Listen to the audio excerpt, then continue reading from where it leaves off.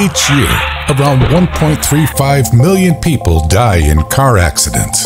That's an average of 3,700 people every single day and more than 2 deaths every minute.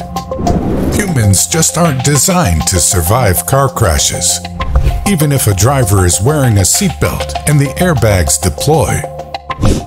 But what if they were? Australia's Transport Accident Commission explored this idea with the help of artist Patricia Piccinini, a trauma surgeon and a crash investigation expert.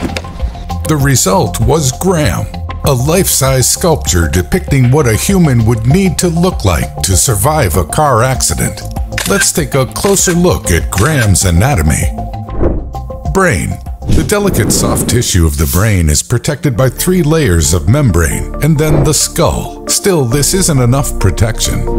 The sudden impact from a crash can cause the brain to hit the walls of the skull, bruising brain tissue and potentially resulting in traumatic brain injuries or even death. In order to better protect the brain, we would need more cerebrospinal fluid. A bigger skull wouldn't hurt either, which leads us to the skull. Our skulls absorb a lot of force in a car accident. It fractures and shields the brain from an impact, stopping the force from reaching the brain. It takes about 1,100 pounds of pressure to fracture the skull.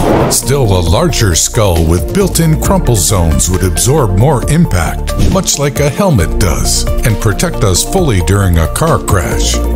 Face. In a car crash, there's often a lot of debris, including broken glass right at eye level. Our faces can easily be scratched by this shrapnel. Further, since our nose protrudes, it is especially prone to fracture during an accident. If we had flat faces with more fatty tissue on areas like our cheekbones, we could absorb more energy on impact. Neck. When a moving vehicle hits another object, everything inside the car keeps moving. The driver's head recoils forward, suddenly stops, and then suddenly moves backward, causing an extreme extension of the neck and spine. The spinal cord runs through the neck, and if it bends and breaks, humans can become paralyzed or killed. The solution in our evolved human selves? Just remove the neck. Instead, we can replace it with the rib cage. Our ribs are great protectors for our organs. The seatbelts in cars hit at 3 points across the ribs, sternum, and pelvis, spreading the force of a possible crash across the rib cage. While the ribs protect us, we can still benefit from extra padding in a car accident. This comes in the form of airbags. They stop us from flying through the windshield or hitting the steering wheel. Still, ribs are often broken by the force of the airbag, and internal bleeding can occur. Internal airbags placed between each of the ribs would help to absorb the force of a crash and further protect our organs. In addition to a rib cage that extends up to the skull, creating a neck brace-like structure. Stronger ribs would also offer better protection in a crash. Skin. Skin injuries in car crashes range from small lacerations to burns. With thicker skin, the human body could avoid the pain associated with road rash. Knees and elbows.